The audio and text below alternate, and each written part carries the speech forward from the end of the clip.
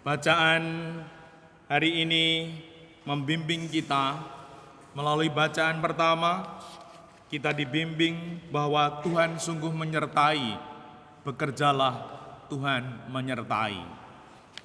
Melalui bacaan Injil, kita mendapatkan pewartaan yang tidak kita harapkan. Engkaulah Kristus dari Allah, Anak manusia harus menanggung banyak penderitaan. Siapa toh yang pingin menderita?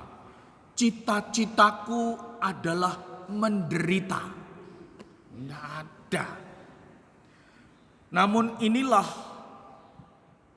spiritualitas roh yang ingin ditanam Tuhan Yesus di dalam hati kita. Maka di dalam bertumbuh iman, di sini dikatakan, siapakah aku ini? Ada yang mengatakan Yohanes Pembaptis, ada yang mengatakan Elia, salah seorang nabi yang telah bangkit. Itu tidak cukup. Maka menjadi pribadi Katolik, kalau ibu bapak menyadari ada proses di mana kita diundang oleh gereja bertumbuh dalam sakramen inisiasi. Pribadi dibaptis menjadi warga gereja, menjadi anak Allah. Tidak cukup. Setelah itu dibimbing, lalu ada pia dan lain sebagainya, ada pir, lalu kemudian belajar untuk menerima sakramen Ekaristi, sering disebut komuni pertama. Di sana didampingi. Setelah itu lalu sakramen penguatan, di mana di situ juga terjadi pendampingan dan bimbingan, supaya setelah sakramen inisiasi itu orang bisa bersaksi. Namun tentulah kesaksiannya itu buah dari pengalaman. Mungkin ada ungkapan demikian, orang bercerita, di sana itu ada soto yang sueger, enak pol. Kamu sudah nyoba belum? Belum, belgedes. Ada pengalaman pribadi, maka Tuhan berkata, menurut kalian siapakah aku ini? Setelah menerima sakramen inisiasi, di mana kita kemudian ditanya, menurutmu, bukan menurut para katekis, bukan menurut bacaan, bukan menurutmu. Dan ini tidak gampang. Orang takut salah kalau mengungkapkan pendapatnya, pendapat pribadi.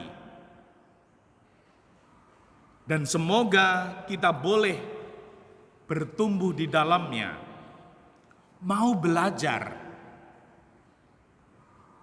membaca, lalu mendengarkan, lalu merasakan ajaran iman gereja. Lalu setelah belajar, mencoba mengerti, mencoba memahami. Di sana ada yang namanya permenungan, ada pengolahan, ada pendalaman. Sehingga sungguh makin dalam. Baru kemudian bersaksi, sehingga kesaksiannya itu atas pengalaman iman. Bukan hanya teorinya begini. Tidak. Maka semoga kita boleh melihat apakah aku ini sudah berani mengungkapkan pengalaman imanku. Dan Tuhan memberikan pelajaran, anak manusia harus menanggung banyak penderitaan dan ditolak oleh para tua-tua. Menjadi pribadi Katolik, syarat pertama, berani menderita. Mau memanggul salib. Kalau yang pertama ini dihindari atau tidak mau, maka tidak mungkin mempunyai pengalaman iman yang dalam. Yang kedua, lalu dibunuh, mengalami derita yang berat, difitnah, dijelek-jelekan. Kalau ibu bapak pernah seperti itu sudah benar. Berarti ibu bapak memberikan kesaksian.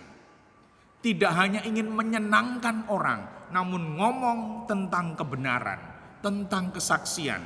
Maka mungkin dibenci, mungkin difitnah, dan lain sebagainya. Itu benar malahan. Dan yang ketiga, dibangkitkan pada hari ketiga. Setelah menanggung, setelah dibunuh, baru dibangkitkan. Tidak tiba-tiba tanpa ada apa-apa dibangkitkan. Tidak ada. Harus mengalami derita, harus mengalami dibunuh, baru dibangkitkan. Nah, kalau sebagai pribadi Katolik kita menghindari, menolak salib, kita tidak mungkin akan mengalami kebangkitan, kemuliaan Tuhan. Semoga sabda Tuhan hari ini meneguhkan kita semua untuk menjadi pribadi yang mengalami deep experience, lalu kemudian menuju deep talk, berbicara yang dalam atas pengalaman yang dalam. Dimuliakanlah Tuhan kini dan sepanjang masa.